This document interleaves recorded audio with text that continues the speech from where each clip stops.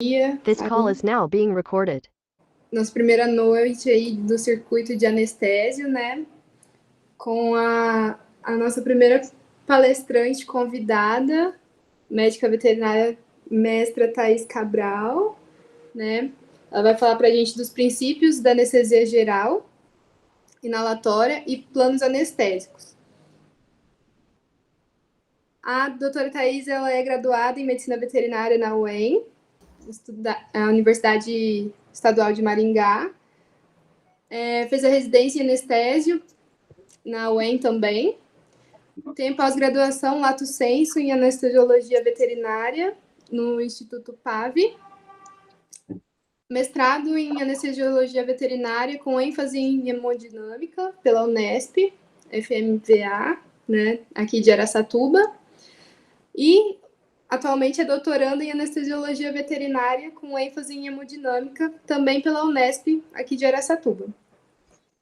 Muito obrigada, Thaís, por você ter aceitado a palestrar aqui para a gente. Vou abrir aqui a minha câmera, né, para falar com você também. Mas muito obrigada. E espero que todo mundo aqui aproveite a palestra, né? Porque sou um pouco suspeito para falar da Thaís, sei do trabalho dela. Mas é isso, gente. Boa palestra aí para todo mundo. E no final vai ter sorteio, tá? Então fiquem até o final, que a gente vai sortear o que os nossos patrocinadores aí conseguiram nos fornecer, né? Dar pra gente. E é isso, aproveitem. Muito obrigada. Boa noite, Luísa. Boa noite a todos. Agradeço o convite. Posso jogar na tela, Luísa? Pode sim, pode sim. Tá.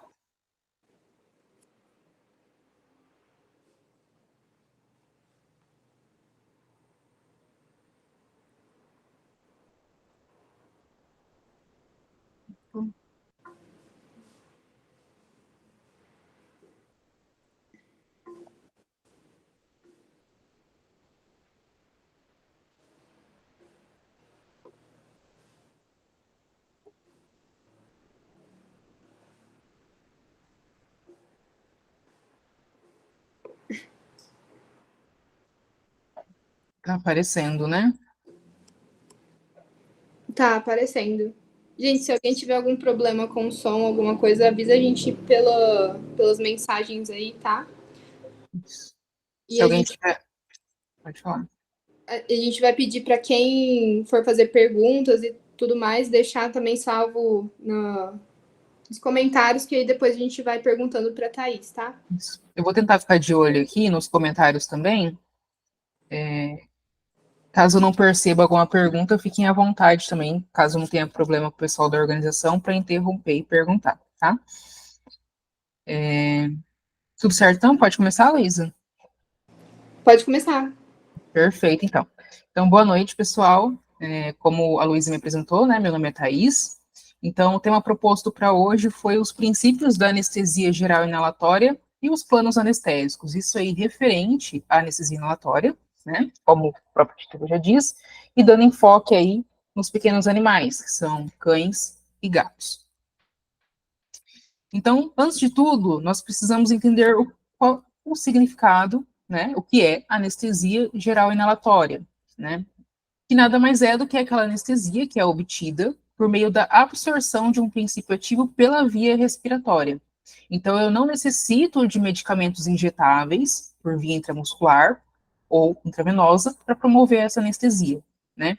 Então, ela vai passar para a corrente sanguínea depois de chegada ao organismo por via respiratória e vai atingir o sistema nervoso central, promovendo essa anestesia geral. Então, ela serve para manutenção da anestesia, né? Embora ela também possa ser utilizada para indução, a maioria do seu uso é para manutenção, tá? Então, geralmente a gente faz aí a indução com propofol, com medicamentos injetáveis, e a inalatória fica por conta da manutenção. O que seria manutenção? Manter essa anestesia, né? pelo tempo que for necessário. A patência dessa inconsciência e do relaxamento muscular. Ela é administrada e também eliminada por via pulmonar. Então, aqui eu já consigo mentalizar um benefício para pacientes que têm comprometimento, por exemplo, renal, né? Porque ela é de eliminação pulmonar.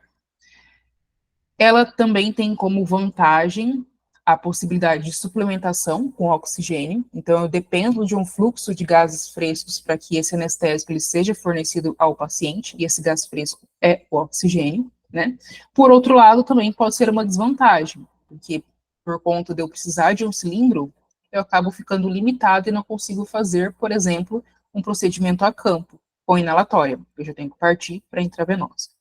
E também ela tem como vantagem, para nós, como médicos veterinários e especialistas em anestesia, né, a necessidade de um profissional capacitado. Então, não é qualquer pessoa que consegue fazer esse tipo de anestesia. Não que as outras também não consigam, né?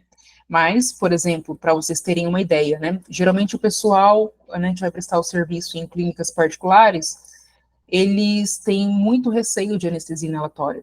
E, de fato, a anestesia inalatória, para uma pessoa que não sabe manipular, ela acaba sendo muito mais perigosa, né, do que a anestesia, por exemplo, que a gente conhece como Ketapum, que é a mistura de ketamina e xilazina. Então, há necessidade, né, de um estudo mais aprimorado para a instituição dessa técnica, assim como a necessidade de equipamentos específicos para que ela possa ser aí fornecida. Então, se a gente observar nessa figura logo aqui do campo direito da tela de vocês, a gente vê que os anestésicos inalatórios, eles começaram a ser utilizados por volta de 1840, então lá com o óxido nitroso, né, depois o clorofórmio, e foi evoluindo até que o alotando chegou ali próximo a 1960, que foi onde a gente teve o boom, né, uma grande transformação no que a gente conhece hoje como anestesia inalatória. E aqui por volta de um pouco antes dos anos 2000 foi onde surgiu o isoflurano, que é um dos anestésicos inalatórios que a gente tem mais conhecidos aí hoje no mercado, juntamente depois com o sevoflurano, que é um pouco mais recente. Então agora a gente entra nos anestésicos inalatórios, né, propriamente ditos, e antes de tudo, para a gente começar, a gente precisa entender algumas características físico-químicas desses compostos, né? Então, eles são compostos orgânicos, que são vapores ou gases, né? Então, ele é absorvido pela via respiratória na sua forma de gás. Ele é descrito em concentração. Então, por exemplo, quando eu me refiro à quantidade de propofol, eu me refiro em x ml, né? A unidade medida aqui, digamos assim, é porcentagem. Então, por exemplo, qual que é a CAN do isoflurano? 1,28. O quê? Por cento. Qual que é a CAN do sevoflurano? Vai ser X%. Então, essa seria a nossa unidade aí de medida. E também ela é descrito em pressão. Então, a gente já vai ver isso. Então, a gente precisa entender o conceito de pressão de vapor, tá? O que é a pressão de vapor de um anestésico inalatório? É a capacidade que esse anestésico tem, seja ele isoflurano, sevoflurano ou alotano, né, de se evaporar, né? Então, é a pressão em milímetros de mercúrio promovida pelas suas moléculas de vapor quando as fases líquida e vapor estão em equilíbrio, né? Nada mais é do que o suficiente para que as moléculas elas sejam inaladas na sua forma de vapor, né? E que elas voltem ao estado líquido para atingir o cérebro e promover uma anestesia. Então, aqui também a gente tem um conceito extremamente importante, que é que quanto maior a pressão de vapor, maior a concentração do fármaco liberada ao paciente, tá? Então, esse começo da aula ele é bem teórico, mas depois a gente vai conseguir entender um pouquinho melhor qual que é a sua aplicabilidade. Outro conceito também é a pressão de ebulição, que ela vai influenciar a vaporização, tá? Que é o termo anterior. Então, o que é ponto de pressão de ebulição, né? É aquela temperatura na qual a pressão de vapor do líquido é igual à pressão atmosférica. E eu tenho que o ponto de ebulição, ele vai reduzir com a elevação da altitude. Então, por exemplo, é diferente eu anestesiar um paciente aqui em Araçatuba de um paciente em um local com maior altitude, né? Porque essas pressões, diferentes pressões atmosféricas, influenciam nas pressões barométricas e, por consequência, influencia na taxa de vaporização, tá? Outro conceito também extremamente importante é o conceito de solubilidade, tá? Então, vocês vão ver aqui termos de solubilidade sangue-gás e óleo-gás. Isso determina a velocidade de indução e recuperação do meu paciente. Então, eu tenho dois tipos, né? O primeiro deles é o coeficiente de solubilidade sangue-gás, né? Que ele prevê a velocidade de indução e recuperação e alteração do plano anestésico. Então, quanto maior esse coeficiente, maior o tempo de indução e recuperação. Então, acho que eu tenho até aqui uma. Depois vai ter uma tabela, vocês vão ver. Vamos só fazer uma comparação aqui agora. O coeficiente de solubilidade sangue-gás do isoflurano é maior do que do sevoflurano. Então, o isoflurano, ele demora mais que o meu paciente ter trocas de plano do que o sevoflurano. Em teoria, ao menos, tá?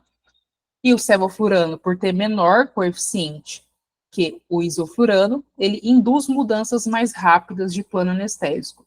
O que isso quer dizer? Vamos pegar aqui um exemplo prático, né? De modo geral, na anestesia de cães e gatos, a gente sempre pede para o cirurgião avisar quando ele está no último ponto, para que a gente desligue o nosso vaporizador, tá? Se está no isoflurano, tudo bem, né? Desligou no último ponto. No SEB, eu tenho que saber que, caso o cirurgião demore um pouquinho mais nesse último ponto, pode ser que o meu paciente acorde um pouquinho mais rápido, né? No SEBO, justamente por conta dessa interferência no coeficiente de partição sangue-gás. E, obviamente, né, que essa velocidade de despertar, ele vai estar totalmente também independente do plano anestésico que o meu paciente se encontra. Então, esse aqui é um termo até bem importante, principalmente para quem for prestar provas de residência, que geralmente costuma cair isso daqui, tá? Então, coeficiente sangue-gás prevê a velocidade de indução, recuperação e alteração do plano anestésico. Então, quanto maior esse coeficiente, mais o anestésico ele é solúvel no sangue, ou seja, hidrossolúvel.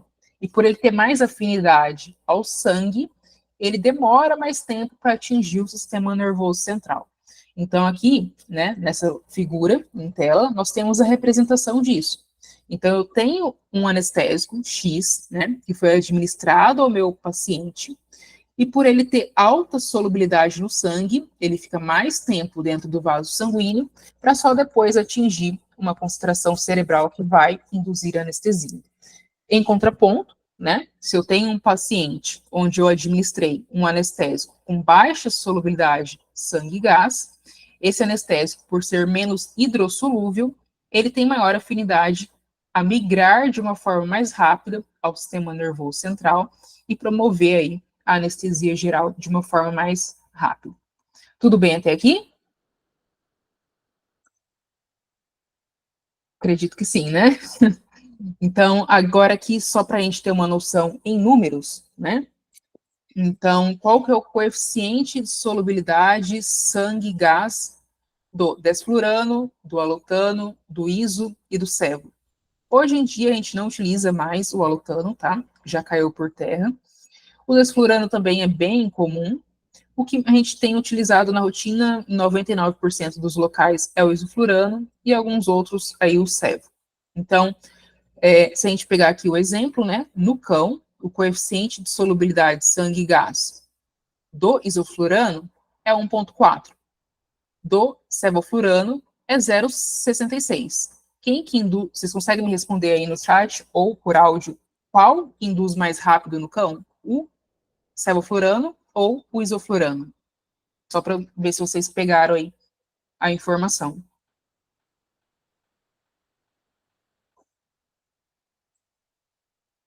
O sevoflurano, né? Por ele ser menor. Agora, se a gente pegar um exemplo aqui de um outro medicamento, então, no gato, se a gente for comparar o desflurano com o isoflurano, o desflurano induz mais rapidamente do que o isoflurano, certo? No rato, quem que induz mais rápido? O alotano ou o isoflurano? O isoflurano, ok? Outro conceito também é o coeficiente de partição óleo-gás.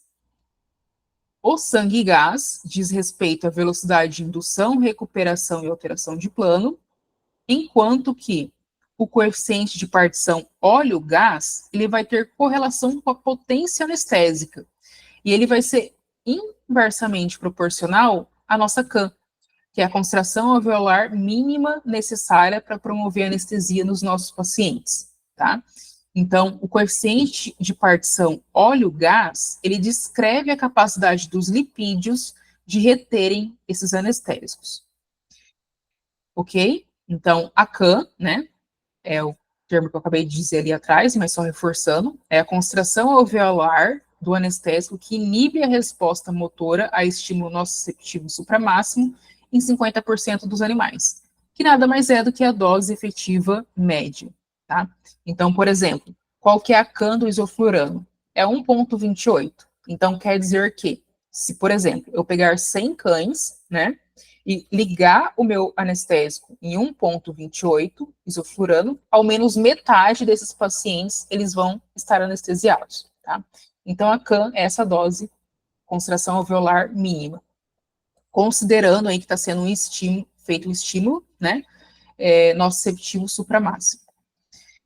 Essa CAM, ela vai permitir a comparação entre os anestésicos. E como dito no slide anterior, ele é inversamente proporcional à potência anestésica, que nada mais é do que o coeficiente de partição óleo-gás. Então, a CAM, tá? Isso aqui também é um ponto bem importante, que pode cair em prova de residência. A CAM, ela representa a concentração alveolar e não a concentração inspirada ou fornecida. Então, o que eu vejo no meu dial, quando eu tenho o vaporizador calibrado, que é o caso que vocês têm lá no Salesiano, né? O que eu vejo lá, 0,5, 1, 1,5, depois vai ter a imagem. Aquilo não é a CAM, tá? A CAM eu teria que mensurar no alvéolo. Aquilo lá é a quantidade que você está fornecendo no vaporizador. Ok? Então, aqui, né, a gente tem nessa tabela as informações referentes a CAM, coeficiente de solubilidade de sangue e gás, óleo-gás, que diz respeito à potência, do alotano, iso, servo, desflurano, né? Então, isso aqui tudo relacionado ao cão. Então, aqui, né, coeficiente de solubilidade de sangue e gás do isoflurano no cão, 1,46. Então, quanto menor, né, a coeficiente de solubilidade de sangue e gás, maior tem que ser a CAM. Então, por exemplo, o alotano, né, ele tem esse coeficiente de solubilidade, desculpa, ia dar outro exemplo aqui, em relação à potência, né? O isoflurano, ele tem o coeficiente de solubilidade óleo-gás de 91. O alotano, 224. Então, coeficiente óleo-gás está relacionado ao quê? À potência. A potência é inversamente proporcional à CAM. Então, se eu sei que o coeficiente de solubilidade óleo-gás do alotano é maior do que do isoflurano, por consequência, a CAM do alotano vai ser menor que a do isoflurano. Por quê? Porque o alotano é mais potente. Quanto mais potente, menor a dose necessária para induzir a anestesia, certo? Esse tipo de tabela aqui costuma cair bastante em prova também. Então, vamos pegar aqui outro exemplo, né? Vamos comparar os dois que a gente mais utiliza na nossa rotina. Quem que é mais potente? Isoflurano ou sevoflurano? Isoflurano, né? Como o isoflurano é mais potente, ele necessita de uma concentração alveolar mínima menor do que o sevoflurano, tá? A CAM do iso é menor que do sevoflurano. No entanto, né, devido ao coeficiente de solubilidade de sangue e gás, que diz respeito à velocidade de indução, recuperação em plano anestésico, o sevoflurano, ele promove uma alteração mais rápida de plano anestésico. Deu para entender? É um pouco confuso. Alguém tem alguma dúvida?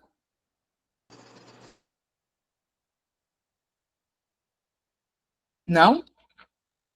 Se alguém tiver vergonha de ligar o áudio e perguntar, pode digitar ali no chat que eu consigo visualizar aqui.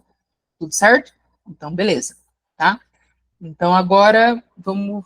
Tudo ok? Certo. Vamos para frente, então. Se precisar, a gente volta aqui. E tem um fato também, né? Então, quem faz estágio no anestésio, eu sempre digo que a alteração do plano anestésico, ele não está sendo influenciado apenas por quanto eu deixo de vaporização no meu vaporizador, né? Então, imaginem um vaporizador calibrado. Eu marquei 0,5 ou 1, deixei no dial. Não basta eu mudar ali o vaporizador se meu paciente ele não está respirando bem ou se ele está com débito cardíaco baixo. Porque se a gente voltar nessa representação, né, nessa ilustração aqui anterior, eu já consigo imaginar que a depressão do meu sistema nervoso central, ele está correlacionado não só à quantidade de medicamento que chega aqui, mas percebam que tem um caminho, né? Então eu preciso ter um alvéolo, primeiramente, ventilando bem, com um bom volume minuto, e um fluxo sanguíneo ok, minimamente bom, ao menos, para que esse anestésico chegue ali no sistema nervoso central, né? Então, se eu pegar duas situações hipotéticas, onde eu tenho um paciente com um volume minuto reduzido e outro com um volume minuto ideal, só recapitulando, né? O que é volume minuto? É a quantidade de ar que chega aos pulmões em 1 minuto, né? Que nada mais é do que o produto do volume corrente pela frequência respiratória, tá? Volume corrente é o volume de ar inspirado ou expirado em uma ventilação. Quando eu multiplico esse ar que é inspirado ou expirado pela frequência respiratória, eu tenho um volume minuto. Então, se eu tenho um paciente que ventila menos, está chegando menos anestésico no sistema nervoso central. Da mesma forma, se eu tenho um paciente hipotenso, o caminho aqui até chegar está mais lento, né? Então, isso vai influenciar no plano anestésico também. Então, eu tenho o quê? A captação e a distribuição desse anestésico via sistema nervoso central, ele vai depender da concentração inspirada, então do quanto eu forneço, né? Da ventilação alveolar, que são essas variáveis aí do volume minuto, do coeficiente de solubilidade de sangue e gás, quem induz mais rápido, quem recupera mais rápido, quem muda plano anestésico mais rápido ou mais lento, do débito cardíaco, eu preciso do meio vascular para esse medicamento chegar, e também da diferença de pressão entre o gás alveolar e o sangue venoso.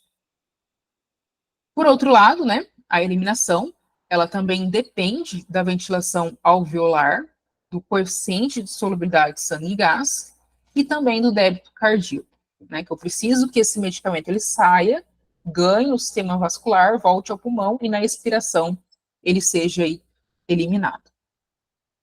A biotransformação, que é a metabolização, ela pode ocorrer, né, por via hepática, pulmonar, pelos rins, trato intestinal, e o isoflurano, apenas 0,2% dele é metabolizado via hepática, o restante não é. Então, seria uma boa opção para pacientes aí hepatopatas, né. O alutano, que hoje em dia a gente já não utiliza mais, ele necessitava de uma metabolização de 20% a 46%. Então, ele demandava mais trabalho do fígado. E o sevoflurano, que também é utilizado hoje em dia, gira aí em torno de 2% a 5%. Qual que é o mecanismo de ação desses medicamentos, né? Eles aumentam a atividade inibitória dos pós-sinápticos dos receptores glicinérgicos e GABA, que são os neuroreceptores inibitórios, né, do sistema nervoso central. Então, eles potencializam o GABA. E também reduz a atividade excitatória pré-sináptica nos receptores nicotínicos, serotoninérgicos e glutamato. No entanto, essa primeira aqui é o principal mecanismo de ação. Quais são os seus efeitos, então, nos diferentes sistemas, né? No sistema nervoso central, ele vai promover depressão reversível, desde que eu não pese minha mão ali e cause um óbito, né? Reversível dependente da dose. Redução do metabolismo cerebral, e eles também têm como característica, né, a possibilidade de promover o aumento do fluxo sanguíneo e da pressão intracraniana. Então, pacientes que vão ser submetidos a neurocirurgias, né, eu tenho que tomar um pouco de cuidado, justamente devido a essa possibilidade de aumento do fluxo sanguíneo, ok? Tanto que, em muitos casos, a gente acaba optando aí pela ativa, já que ela não interfere tanto nessas variáveis, desde que meu paciente seja bem monitorado, ventilado e cuidado com o restante aí de toda a monitoração. No sistema respiratório, né, a depressão ela também vai ser dose dependente. Ela tem como possibilidade a redução do volume minuto, que, relembrando, é o produto do volume corrente pela frequência respiratória, e redução da resposta à hipercapnia e hipóxia, né? Então, se eu tenho um paciente que ele está com aumento de CO2 ou com redução da saturação, esse paciente ele fica mais lento a perceber isso e ter uma resposta para compensar, né? Porque o que é normal? Se o paciente está com acúmulo de CO2, ele percebe e aumenta a ventilação. Dependendo do grau de depressão, da dose que tiver do anestésico, ele não tem essa percepção e ele acaba ficando hipercapneico. Aí cabe a nós perceber isso, né, diagnosticar e instituir ventilação mecânica ou manual, com auxílio do balão, para voltar esses valores ao normal. E caso seja aí ocorrendo a hipóxia, né, a gente também verifica se não precisa aumentar a oxigenação ou se não é um déficit aí de ventilação também, assim como a hipercapnia. No sistema cardiovascular, eles acabam impactando, talvez seja o sistema mais afetado em relação à dose dependente, né? Então, eles têm como potencial redução da resistência vascular sistêmica. Então, se eu tenho essa redução da resistência vascular sistêmica, um vaso que teria esse diâmetro, ele passa a ter esse diâmetro, né? Ele vasodilata. E por ele vasodilatar, como que eu percebo isso na minha monitoração? Eu vou verificar uma pressão arterial reduzida, comparada aos valores basais do meu paciente, tá? Essa vasodilatação, ela pode ser tanto que ela pode, né, tá interferindo também no débito cardíaco. Então, eu sempre, aqui não vou ter a representação, mas como que eu verifico se a minha pressão baixa no trans diz respeito ao meu anestésico inalatório? Porque na anestesia eu não vou estar só fazendo isoflurano, vai ter outros medicamentos, né? Ah, o paciente está com a pressão baixa. Primeiro de tudo, checa o plano anestésico. Depois, mais para frente, a gente vai verificar como fazer isso. Ah, o paciente ele está com globo ocular centralizado. Isso é um sinal de anestesia profunda. Então, eu vou lá, vou reduzir a minha taxa de vaporização do anestésico, ou seja, vou reduzir a dose fornecida, espero uns 5 minutinhos, verifico novamente a pressão. Ah, melhorou. Então, o anestésico estava sendo fornecido em sobredose, né? Já demonstrado aí pelo posicionamento do globo ocular. Outra coisa que a gente também observa, né, que é indício de vasodilatação, é no monitor, vocês já devem ter visto, talvez, pelo menos alguns de vocês, que a gente tem um oxímetro de pulso, que é aquele clipe que a gente coloca na língua do paciente. Além dele dar o valor da oxigenação, se vocês se recordarem, ele dá uma onda, né? Que é a onda pletismográfica. Através da análise dessa curva, eu consigo também verificar se o meu paciente está vasodilatado. Então, se eu vi o globo ocular centralizado, ou às vezes nem está centralizado, mas eu bato o olho no monitor e vejo que está vasodilatado. Pode ser um indício de que eu possa reduzir aí a taxa de vaporização. Então, na frequência cardíaca, o efeito ele é variável, tá? Vai depender do agente anestésico. Eles também têm como potencial redução da sensibilidade dos baroreceptores. Então, o paciente ele perde essa sensibilidade de perceber uma vasodilatação e produzir uma resposta que cause uma normotensão. Pode ser que haja efeito cronotrópico negativo e também sensibilização do miocárdio às catecolaminas, embora essa aqui seja uma característica mais aí do alotano que a gente não utiliza mais hoje em dia. Ok? Então, isso aqui bem importante, tá? Extremamente importante que vocês monitorem a pressão arterial durante esse tipo de anestesia, assim como nas outras, mas principalmente nessa, porque assim, muda mesmo os valores se você não ter ali um ajuste ideal de plano anestésico. Então, aqui também só representando, né, nessa ilustração em tela a gente tem um gráfico onde no eixo Y nós temos a representação da pressão arterial média e no eixo X os múltiplos da CAM. Então, considerem que aqui eles estão aumentando a dose do anestésico. Então, verifiquem que conforme aumenta essa dose, se reduz a pressão arterial, né? Então, só demonstrando essa questão aqui de pressão dose dependente. Ok? No sistema nervoso, desculpa, no sistema renal, né? Devido à redução do débito cardíaco, que pode ser que exista por conta dessa vasodilatação, pode haver aí a possibilidade de redução do fluxo sanguíneo renal e da taxa de filtração glomerular, né? Então, ficar atento a isso daí, porque quem sofre é o organismo como um todo. Os outros órgãos, eles vão se afetando conforme aí vai progredindo essa vasodilatação.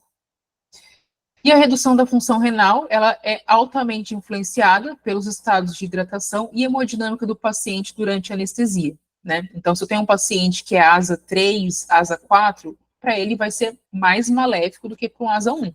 Não que para o asa 1 não seja, né? Então, se eu tenho um paciente desidratado, se você juntar a vasodilatação com desidratação, o estrago vai ser muito maior do que se fosse com um paciente hidratado, a mesma situação. Outros efeitos, né, característicos aí dos anestésicos inalatórios, é a promoção de relaxamento muscular e, em algumas espécies, pode ser que ocorra hipertermia maligna. Isso aqui geralmente é presente mais nos suínos, mas eu já ouvi relatos aí, tem, né, raro comigo que eu me recorde, nunca aconteceu, mas um colega meu anestesia, esses dias ele relatou que ele teve hipertermia com um cão.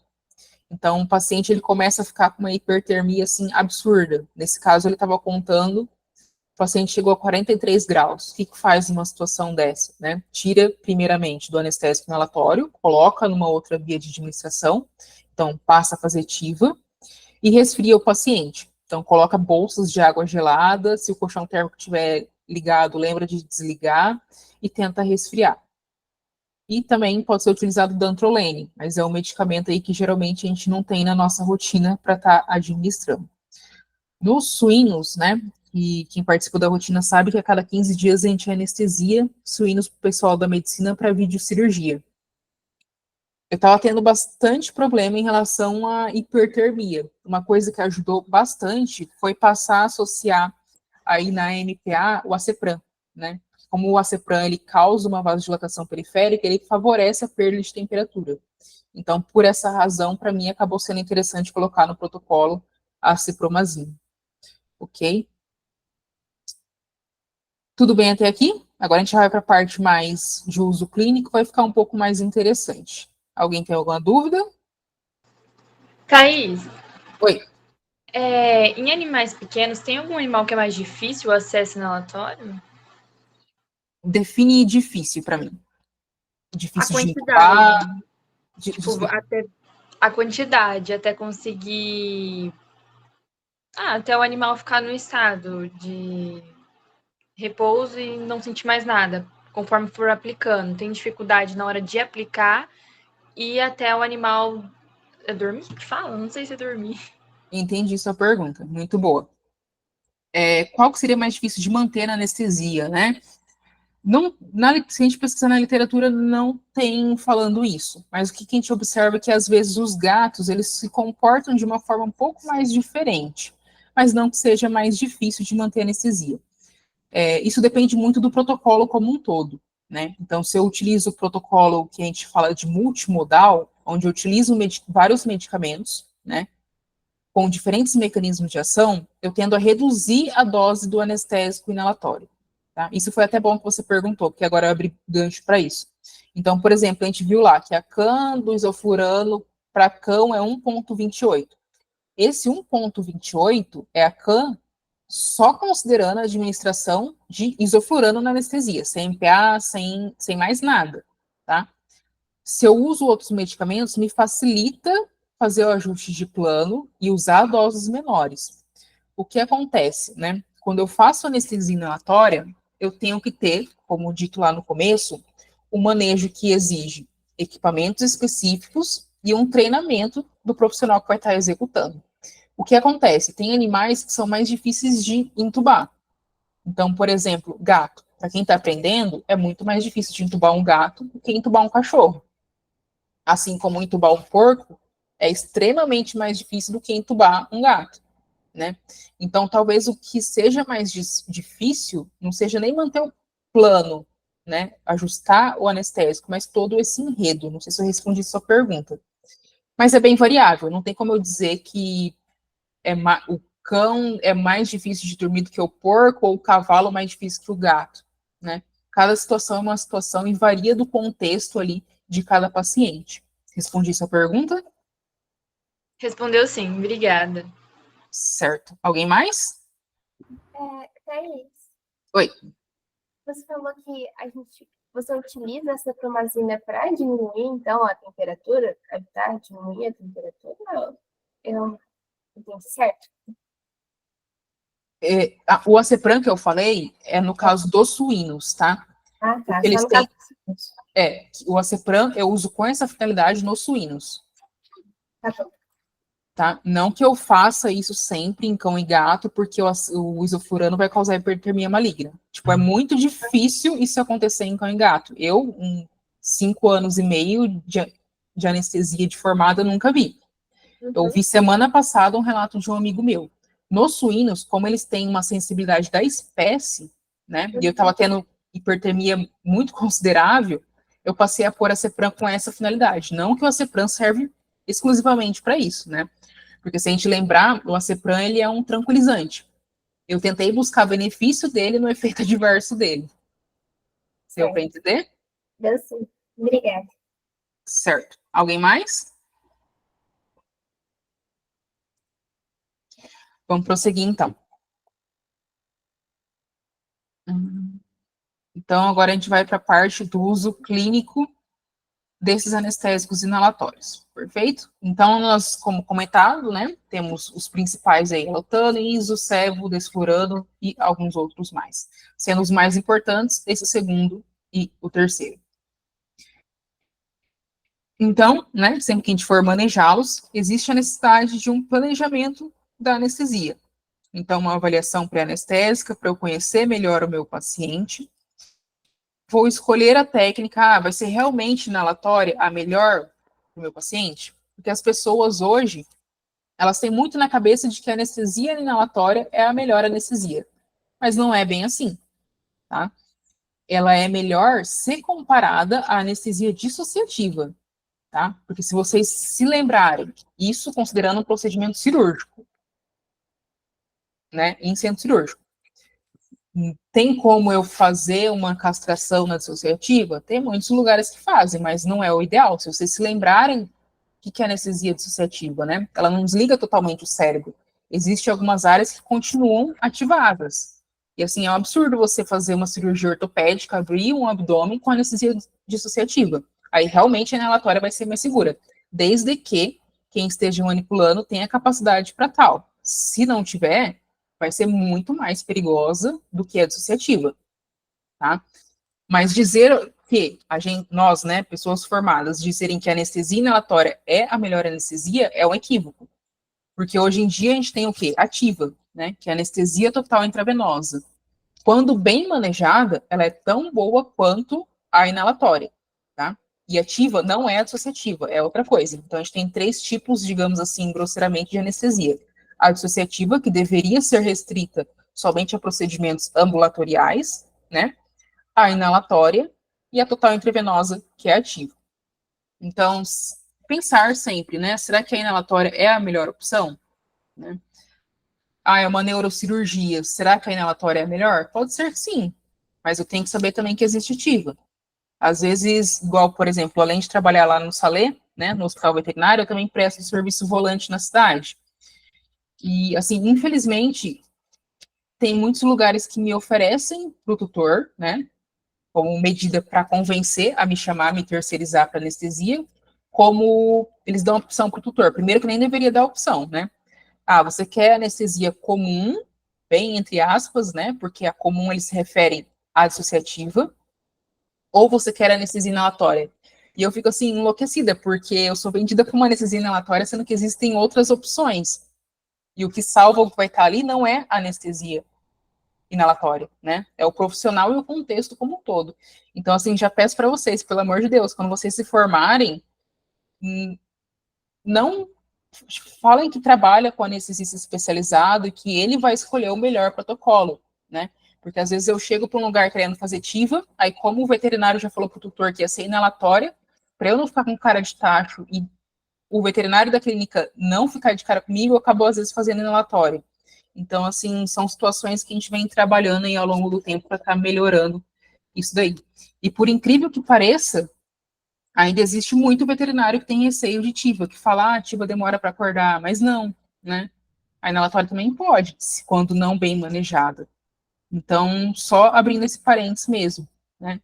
Verificar sempre se a inalatória é a melhor opção. É uma excelente técnica, mas será que é a melhor opção, né?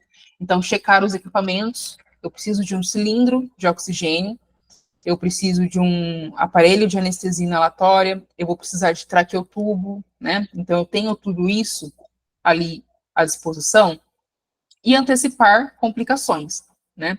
É muito comum a gente por aí falar, ouvir do pessoal, ah, eu faço dissociativa e nunca vi problema, para que fazer inalatória, para que tudo isso? Eu, da forma que eu presto serviço hoje na cidade, eu levo tudo, né? Eu levo o aparelho de anestesia, fármaco, bomba de infusão, monitor, e eu comprei com meu dinheiro, e eu já ouvi gente falando, para que tudo isso? Eu fico assim, né? Para que tudo isso? Aí a pessoa ainda vira para você e fala assim, ah, eu faço dissociativa, sei lá, 10 anos e nunca vi problema. Óbvio, não monitora, né? Nem sequer coloca um esteto para ver se quanto tá o batimento cardíaco, aí realmente não tem problema, né? Se você não monitora. Enfim, são várias situações. Então, assim, sempre se precaver complicações. Se eu vou fazer uma inalatória, eu sei que ela pode causar vasodilatação, então tenha à disposição um método de aferir pressão arterial, seja um Doppler ou uma pressão oscilométrica, ou, dependendo do paciente, né, aqueles que são mais complicados, a gente até mesmo faz a obtenção do acesso arterial, né, que é para ter a pressão arterial que a gente chama de invasiva. Ela é bem mais fidedigna do que quando a gente mensura por métodos indiretos, que seria um Doppler e a oscilométrica, tá?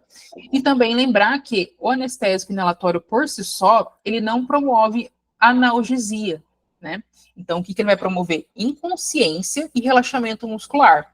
Mas se, por exemplo, eu for fazer uma castração, uma cirurgia ortopédica, eu preciso ter concomitante anestesia inalatória meios de promover analgesia.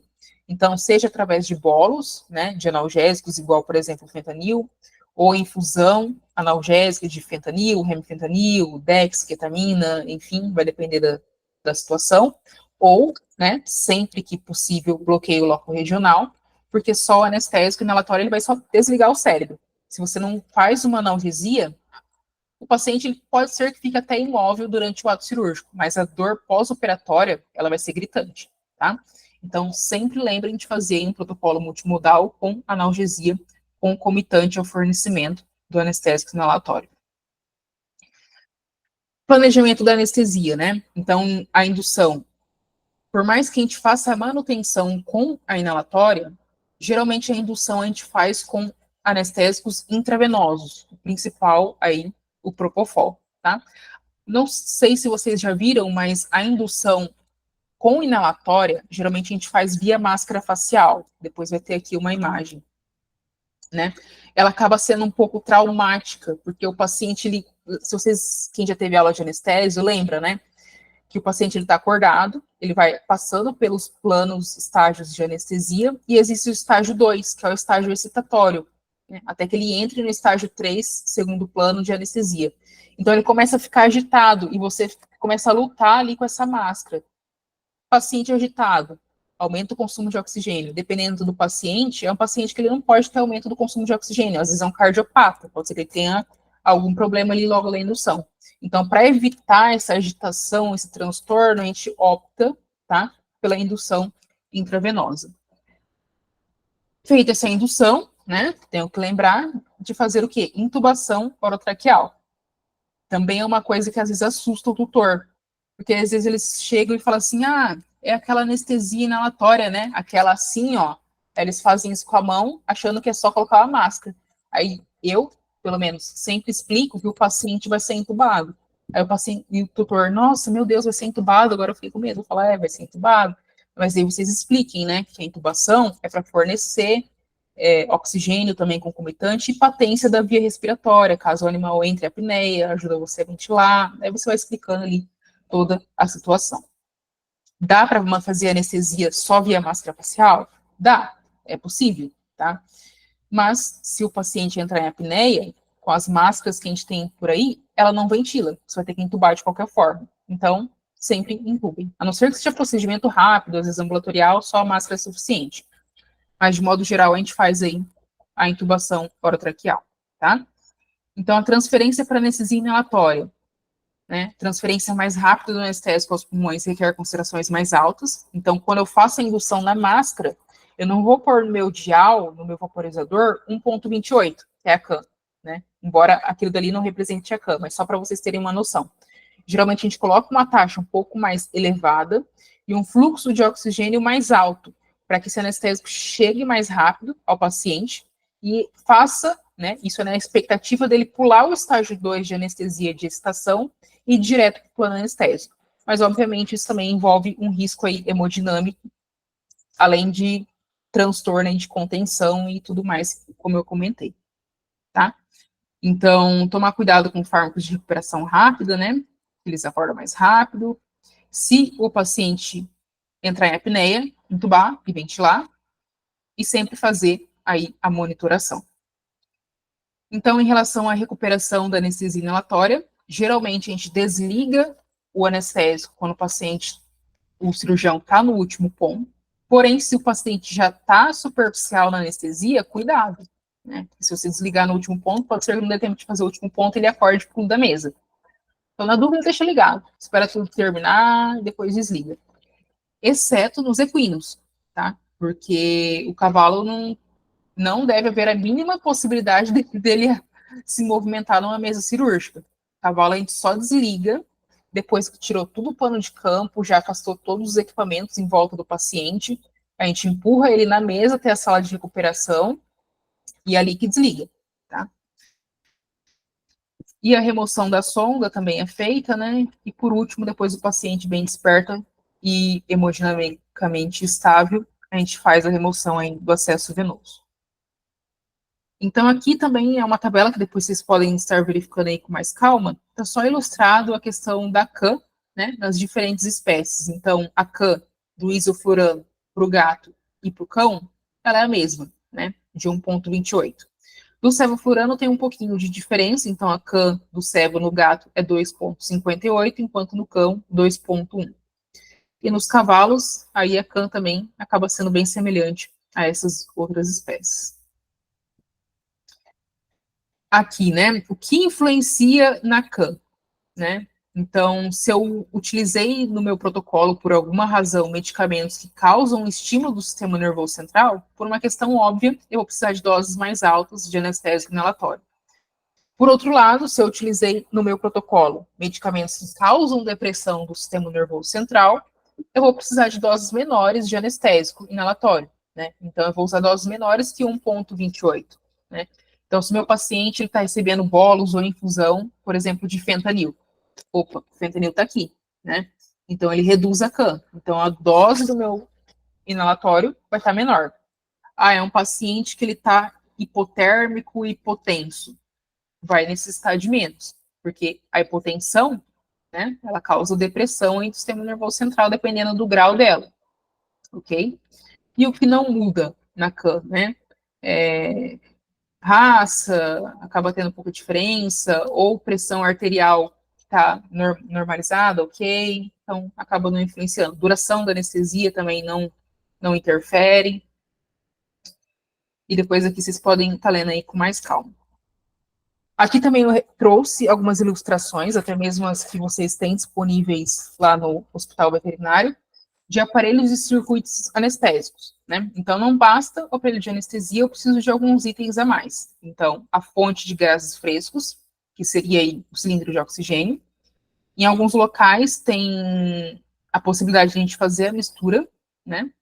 E para fornecer oxigênio sem ser somente 100%. A válvula reguladora de pressão, que é aquela válvula que fica no cilindro de oxigênio. O fluxômetro, que é onde eu regulo, eu vou fornecer 500 ml, 100 ml, 1 litro, 2 litros para o meu paciente de oxigênio. Os vaporizadores e os circuitos anestésicos. Então, em relação ao circuito anestésico, nós temos dois tipos, tá? O sistema aberto, que ele é chamado de sistema sem reinalação. Por que sem reinalação? Porque eu não tenho um reaproveitamento do meu ar expirado na próxima inspiração, tá? Quais são esses sistemas abertos? O sistema de Bain e o sistema de Baraka. São dois modelos de circuitos, depois vai ter foto para vocês verem. Então, esse sistema aberto, nós utilizamos para animais que possuem menos de 7 quilos, tá? E quanto de oxigênio eu preciso, né, de fluxo de gás fresco, diluente, para esse tipo de circuito? Geralmente, isso tem uma variação bem grande de literatura para literatura, mas gira em torno de 200 a 300 ml. Então, por exemplo, se eu considerar aqui o fluxo de 200 ml para um cão de 5 quilos, quanto que eu vou pôr no meu fluxômetro? 1 litro, né? Então, 5 vezes 200 dá 1.000, 1.000 ml, 1 litro, tá? Outro tipo de sistema é o sistema semi-fechado ou fechado, que é também chamado de sistema com reinalação, que é o circuito circular valvular. Então, esse circuito nós utilizamos para animais que têm um peso superior a 7 quilos, e ele tem como características também possuir um reservatório de cal sodada. Como ele faz, né, o reaproveitamento do ar expirado, ele precisa ter um sistema de filtro que filtre o CO2. Então, a cal sodada nada mais é do que um filtro de CO2, né? O animal expirou, esse ar expirado vai vir junto com o ar novo, na nova inspiração, porém livre de CO2 porque passou pela cal sodada. O fluxo de gás diluente, né? No sistema fechado vai de 4 a 7 litros quilo. Então, o que é o sistema fechado? É o circular valvular, porém com a pop-off fechada. Quando eu deixo ela aberta, né, ou semi-fechada, eu preciso de um fluxo de 22 a 50 ml por quilo. Aí só multiplicar pelo peso e é o que eu vou regular lá na taxa do oxigênio.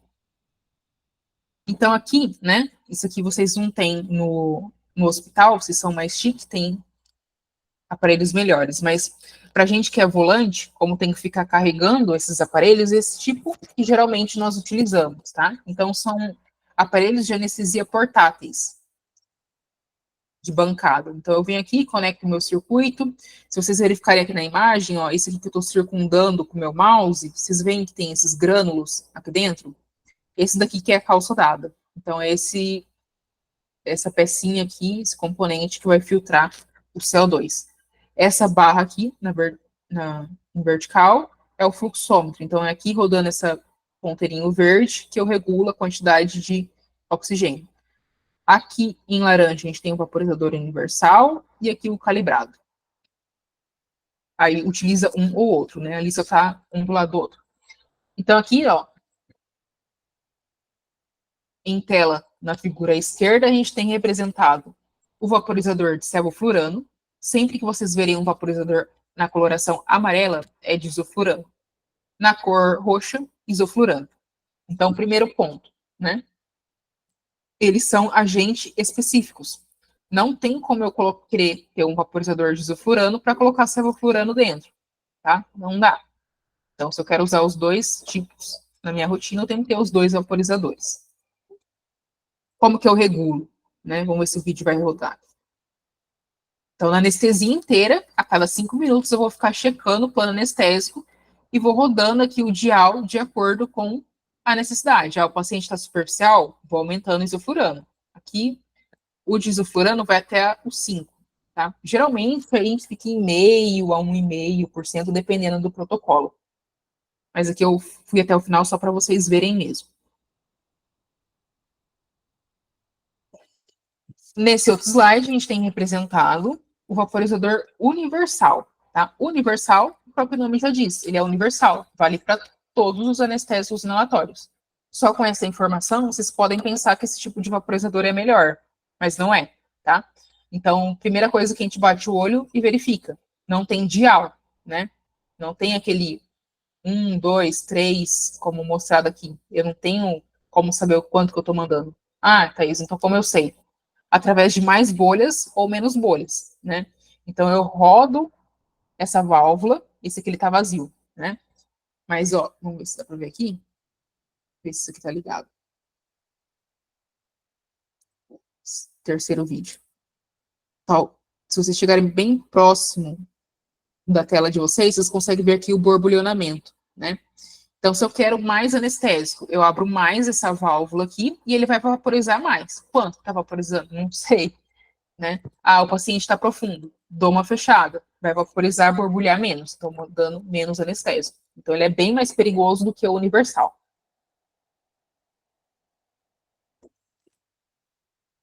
Bem mais perigoso que o calibrado, desculpa, né? Então, tem aqui o borbulhonamento e eu vou regulando.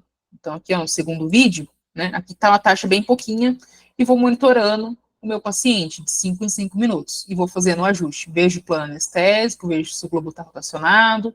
Se está rotacionado, a hemodinâmica está boa, deixa a mesma taxa de vaporização. Espera mais 5 minutos, avalia de novo.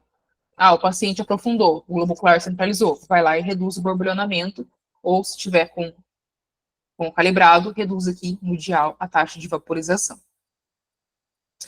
E equinos, a gente também utiliza, né? Só que são aparelhos aí bem maiores. Então, isso aqui tudo, ó, é um aparelho de anestesia inalatória de grandes animais. Esse daqui do centro é o que vocês têm disponível lá no Salesiano. E esse aqui do lado direito é um aparelho que tem lá em Botucatu, na Unesp. Aqui representado, então, a ilustração do circuito circular valvular. Então, tem o oxigênio, né? A válvula redutora de pressão. Esse oxigênio, que é o fluxo de gases frescos, ele vai passar pelo fluxômetro, né, que é onde eu regulo o tanto de oxigênio que vai para o meu paciente. Ele passa pelo vaporizador, né, aqui representado como um vaporizador calibrado, se mistura com anestésico inalatório e vai, através aqui da válvula inspiratória, para o meu paciente. Tá? O paciente inspirou esse ar, que contém oxigênio e anestésico inalatório. Quando o paciente expira, notem que esse ar ele retorna para uma outra mangueira, né? Passa pela válvula expiratória, né? Passa pelo balão de oxigênio, parte vai para o ambiente e parte passa pela calçodada. Passado pela calçodada, né? Esse ar expirado vai ter o seu CO2 retido ali na calçodada e vai se juntar aqui com um novo ar fresco que está vindo. Né? Então, por isso que é circular valvular, né? Sistema com reinalação, porque é o reaproveitamento desse ar expirado. Aqui também é a mesma coisa, né? Até na outra ilustração acho que está mais fácil de entender. Eu travou aqui um pouquinho.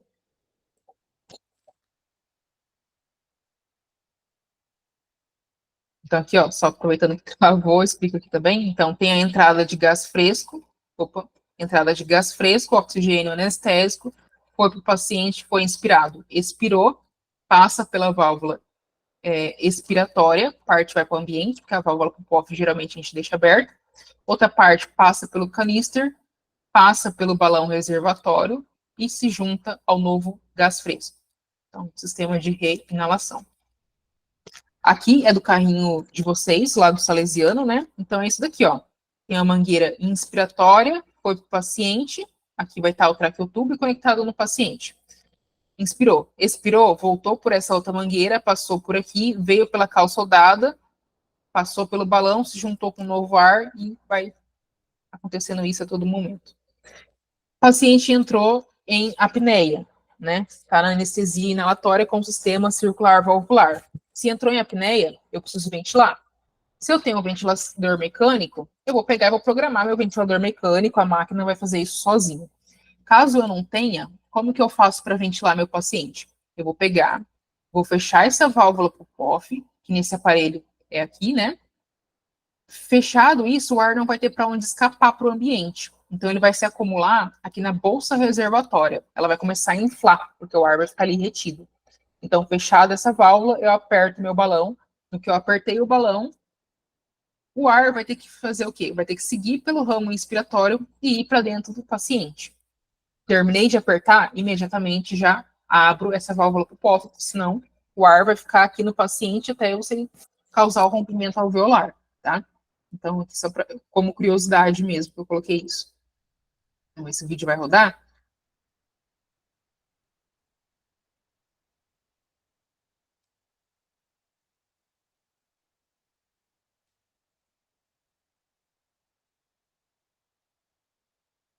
Então, apertou, ar forçou para dentro, né? Imediatamente, água.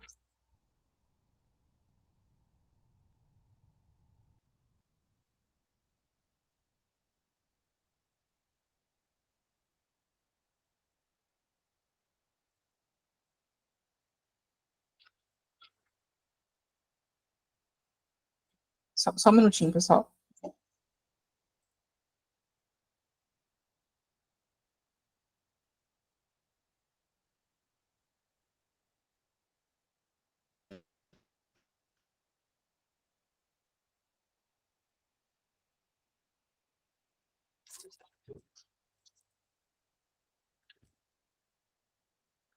E aqui também, né? O que vocês conseguem visualizar aqui? Vocês conseguem me dizer o que está faltando nessa imagem? Lembrem que checar os equipamentos faz parte, né, de todo o planejamento. Então, vamos pensar, né? Ramo inspiratório, ar, oxigênio vai passar por aqui e vai para o paciente. O paciente expirou, voltou pelo ramo expiratório. Passou pela calçodada, tem que cair na onde aqui? Alguém lembra? Se o paciente entrar em apneia aqui, o que vocês têm que apertar? O balão, né? Exatamente, o balão reservatório. E aqui não tem um balão, né? Então, sempre lembrem de checar o equipamento. Provavelmente vocês iam perceber isso não só na apneia, mas ia perceber que o paciente não ia ficar em plano, ia sentir também um odor bem desagradável de anestésico no ambiente, mas só para alertar vocês de sempre checarem, tá? Ah, que tamanho de balão eu coloco? Tem balão de 500 ml, 1 litro, 2 litros, 6 litros. O tamanho mínimo do balão reservatório ele tem que ser, no mínimo, 6 vezes o volume corrente do paciente. Então, qual que é o volume corrente? A gente não tem escrito com precisão na literatura, mas se eu considerar que o volume corrente de um paciente é 10 ml quilo, e eu tiver um cão de 10 quilos, volume corrente de 10 ml quilo, quer dizer que o volume corrente é 100 ml, certo? Se o balão tem que ter no mínimo 6 vezes o volume corrente, então daria para esse cão 600 ml. Não tem balão de 600, então eu colocaria para um cão de 10 quilos o balão de 1 litro. Ok? Aqui é um outro tipo de circuito, né? Que já é o circuito aberto, circuito de bem. Esse aqui a gente não tem lá no hospital, mas ele é constituído por uma tubulação interna e um tubo conjugado localizado externamente. Então, ele é um tubo aqui dentro e um tubo por fora, um tubo dentro de outro tubo. Nesse tubo interno, passa o ar inspirado. E no tubo de fora, passa o ar expirado. E ele tem como vantagem, né, o fato desse ar expirado, por ele ser mais quente, ele aquecer o ar inspirado. Então, em teoria, né, faz com que o paciente mantenha melhor a temperatura e aí o calor. Por outro lado, ele tem maior poluição ambiental, né? Como é um sistema aberto, eu tenho que utilizar fluxos mais altos. Então, para a gente que está no ambiente, acaba sendo mais prejudicial, assim como o baraca.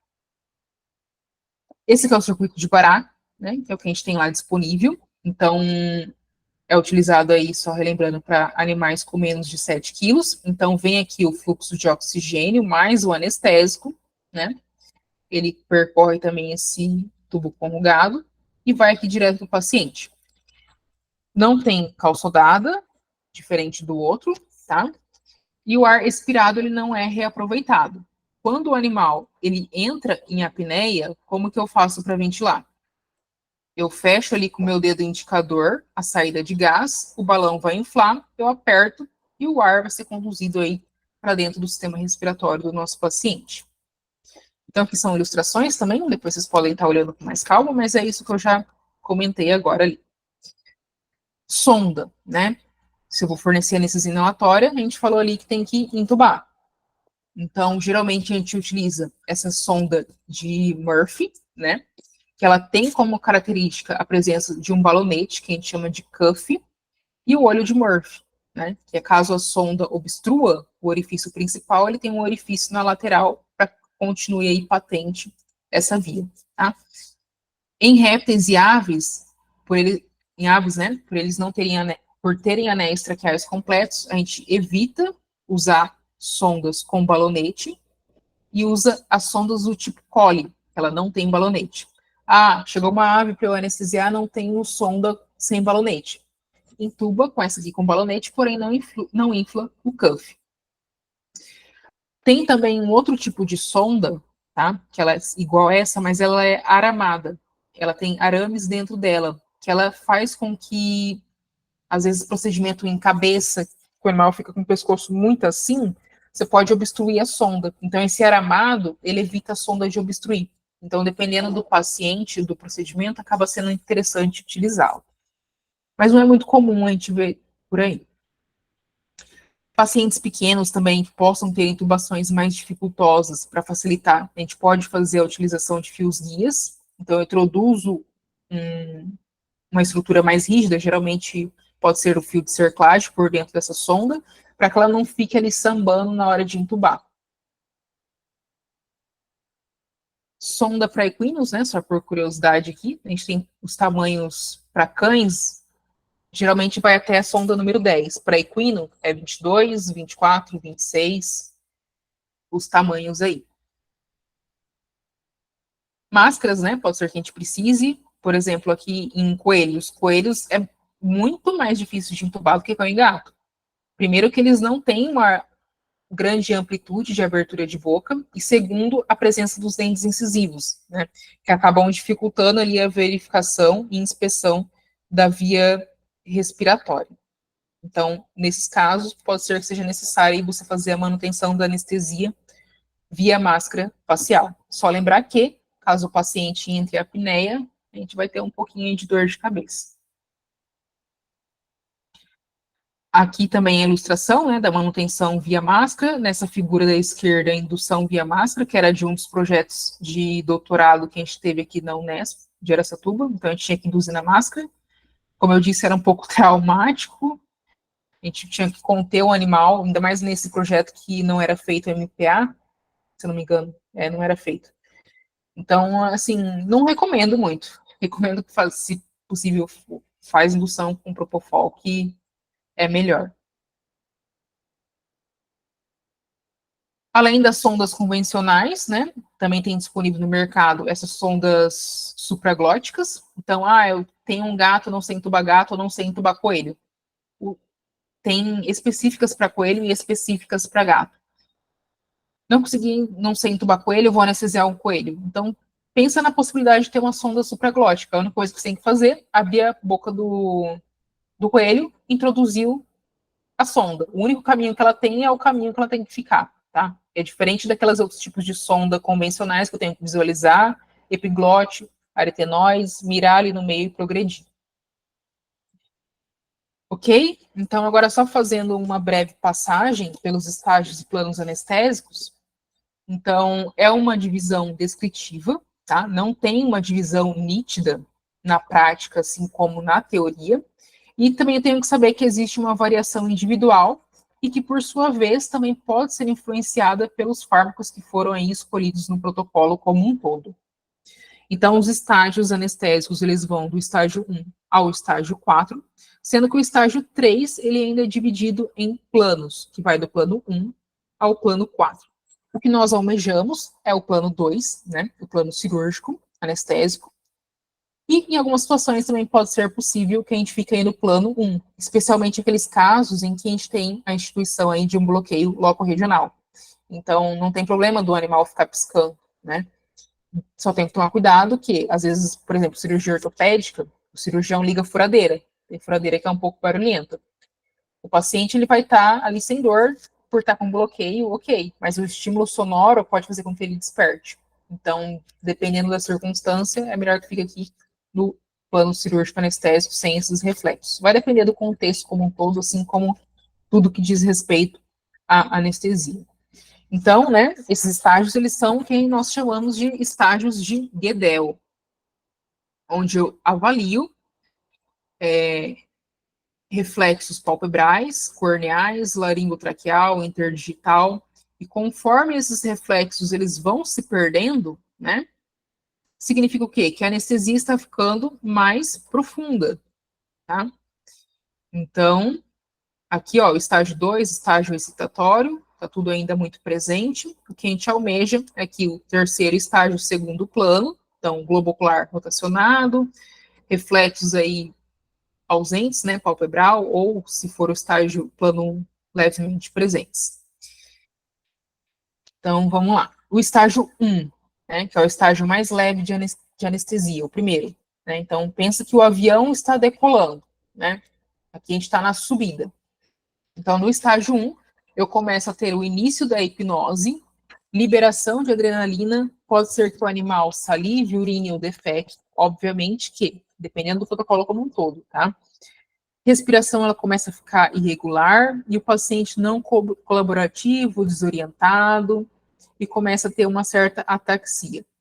No estágio 2, é conhecido como estágio de excitação, delírio e alucinação. Então, o paciente começa a ter nistagmo, então movimentação involuntária do globo ocular, tá? Tanto na horizontal quanto na vertical, geralmente na horizontal.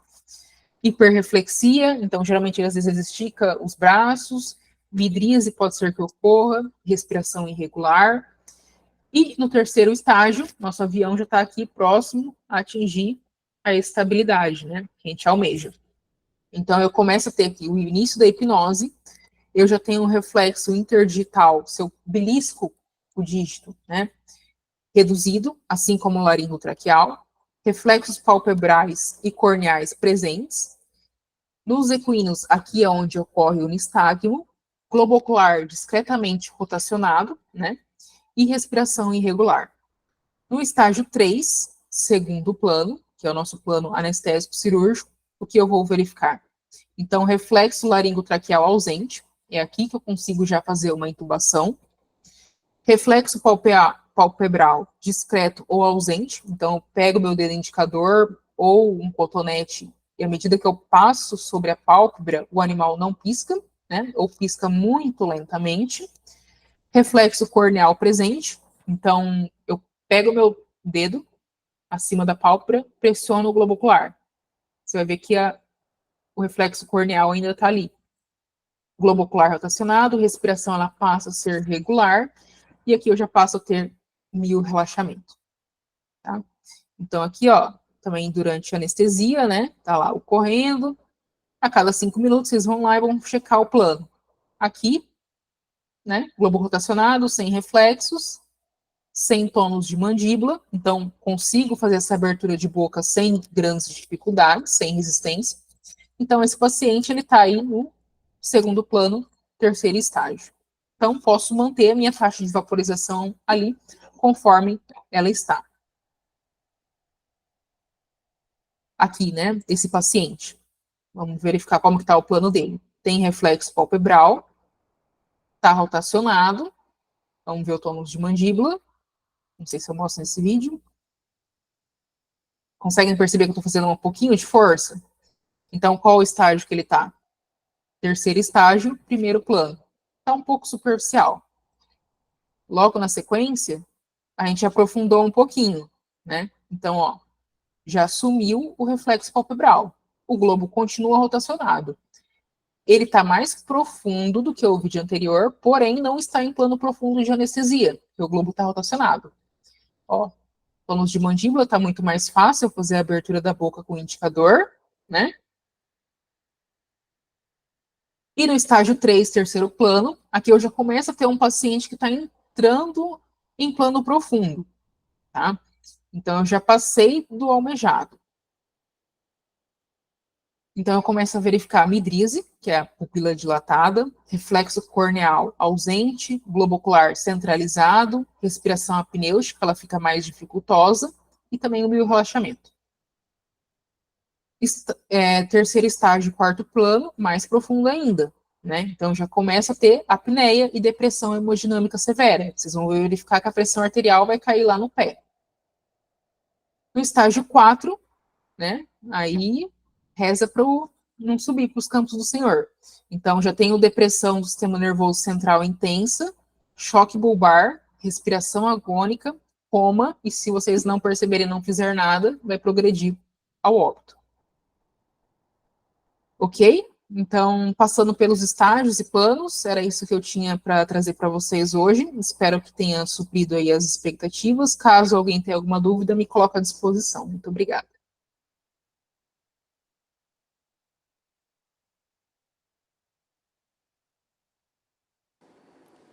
Muito obrigada, Thaís. Obrigada pela palestra. E, gente, alguém tem alguma dúvida que gostaria de perguntar para a Thaís?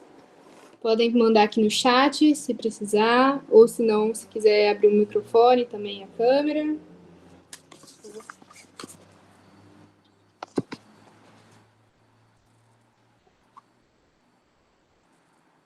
Sem dúvidas, gente, nenhum. Sem dúvidas. Sem dúvidas, Thaís. A gente agradece muito. Abrir a câmera aqui, né? Pela palestra. A gente agradece muito, muito obrigada. Foi ótimo. Muito conhecimento aí pra galera. E só elogios, né? Aqui que a gente está recebendo. Mas é isso. Muito obrigada pela disposição, pela disponibilidade. É sempre um prazer ver você palestrando aqui pra gente, né? Eu que agradeço o convite. Mas é isso, então. Muito obrigada, Thaís.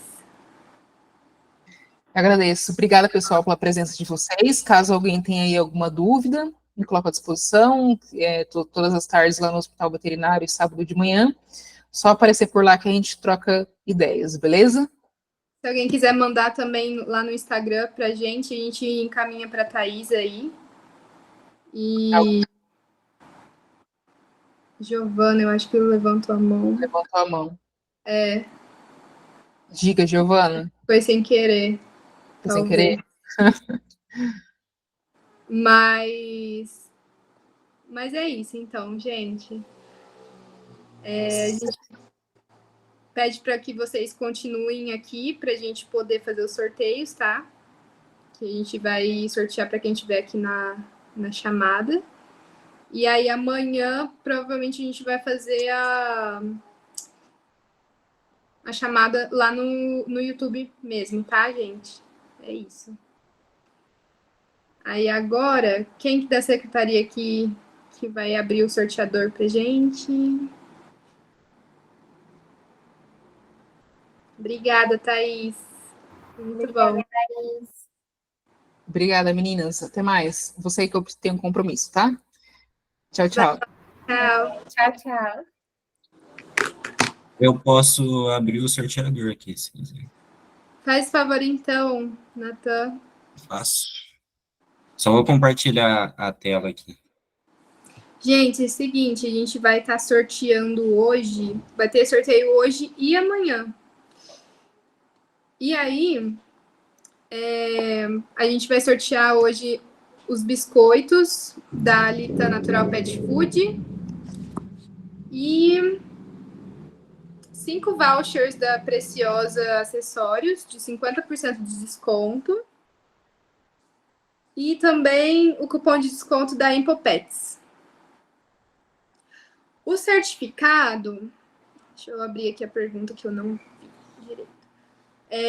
O certificado depois a gente vai disponibilizar, tá? A gente pode tanto colocar no Drive e um link lá para vocês terem acesso, quanto pelo e-mail. A gente ainda vai estudar o jeito que vai ficar melhor, certinho. E aí a gente manda para vocês, tá?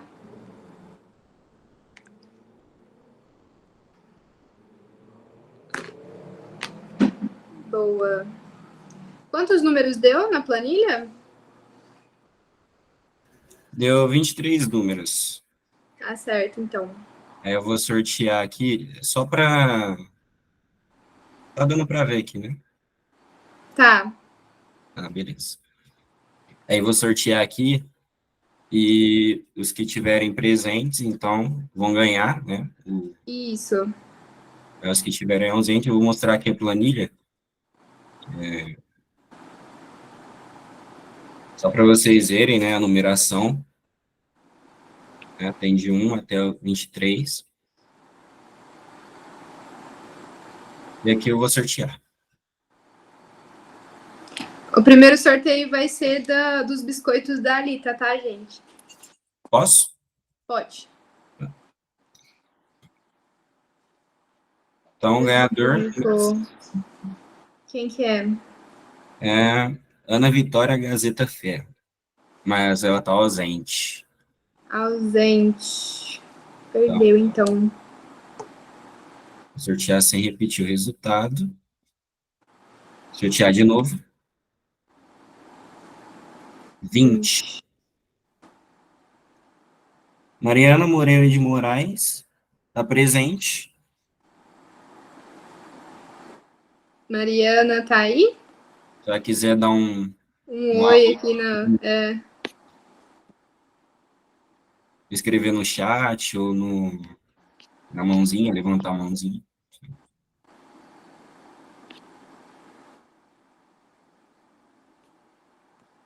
Bom, vamos sorteando o resto. Se ela não aparecer, a gente volta.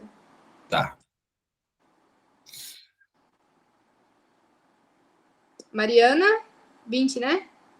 Isso. Tá. Moreira Moreira de Moraes. Moreira de Moraes. Vou sortear novamente.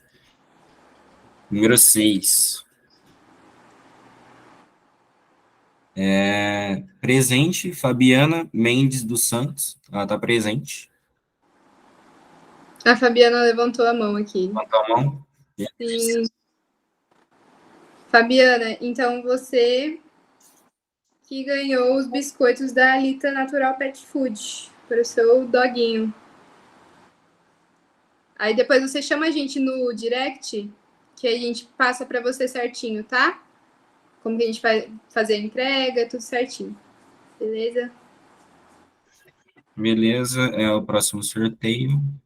O próximo é um voucher. A gente vai ter, na verdade, 5 sorteios. Agora do voucher da Preciosa Acessórios. De 50% de desconto. Então, vão ser 5 números aí. Tá, eu acabei de sortear. Foi o número 17. Laila Racione Rebeck. Eu acho que é assim que fala, não sei. Tá ausente? Ausente. Ela tá ausente. Próximo, então. Então, Bora. tem que repetir o resultado. Próximo. Número 14. Júlia Maria, presente. Júlia Maria. Dê um oi aí pra gente. Júlia, você ganhou um voucher de 50% de desconto da Preciosa Acessórios. Manda um direct lá pra gente, por favor. São 5 números, né? Isso. Já foram 2, né? Já foi 2, isso. Foram 2, né? Se eu não me engano. Só que a primeira pessoa não estava ausente.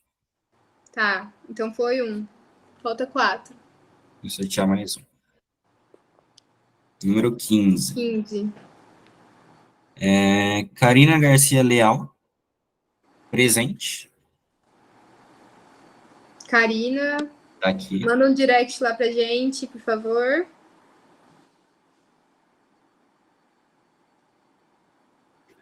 Sortear de novo. Mais 3. O outro ganhador, número 2. 2. Ana Laura Kemi de Souza Nomura. Eu acho Presente, que ela tá aqui. Será? Ana Laura. Ana Isso. Laura tá aqui. Manda um direct também, Ana, por favor. A gente vai mandando para vocês. Tá. Falta mais um, né? Ou mais 2, né? Mais 2. Sortear. Número 9. Isadora Paixão Nascimento Souto. Presente. Isadora levantou a mão também. Beleza. Certo, então também direct lá. Isa, faz favor. E mandando. Agora a última, né? Sim. Último ganhador. Número 8. Helena Galhazzi de Mota, ausente. Então, a gente vai sortear de novo. A gente vai sortear de novo. Ausente. Sortear agora. 12. Júlia Barbosa, que tá Dani. Tá, Dani? Isso. Tá presente? Tá. A Júlia, calma aí. Tá Dani?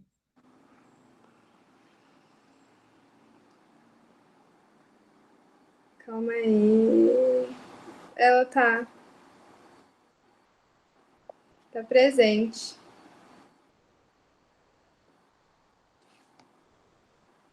São esses, então, dos vouchers, gente. Então, o resto dos sorteios vai ser amanhã, né? E tem mais um também da Impopet. Ah, tem mais um. Tem um cupom de desconto também. Gente, sorteio aqui. Ganhador, número 16. Kimberly da Silva de Carvalho. Presente. Presente? Ah, tá aqui. Ali, tá aí. Chama a gente, os ganhadores aí, lá no direct, gente. Faz favor. A Júlia de Carvalho, acho que se manifestou aqui, que ela chegou um pouquinho atrasada, mas ela tá presente. Ah, beleza. Para mudar lá na planilha. E é isso, gente. Muito obrigada pela presença de vocês. Hoje foi nosso primeiro dia, teve alguns. Ai, agora o pessoal saiu. A gente sorteia amanhã. A gente A gente sorteia. sorteia de novo, mais um amanhã. Mas é isso, pessoal. Muito obrigada aí pela presença de vocês. Amanhã tem mais. Espero que vocês tenham aproveitado. E mesmo com os nossos probleminhas técnicos aí, deu tudo certo. Muito obrigada pela paciência de vocês. E espero que tenham aproveitado a oportunidade aí. Um beijo, tchau, tchau.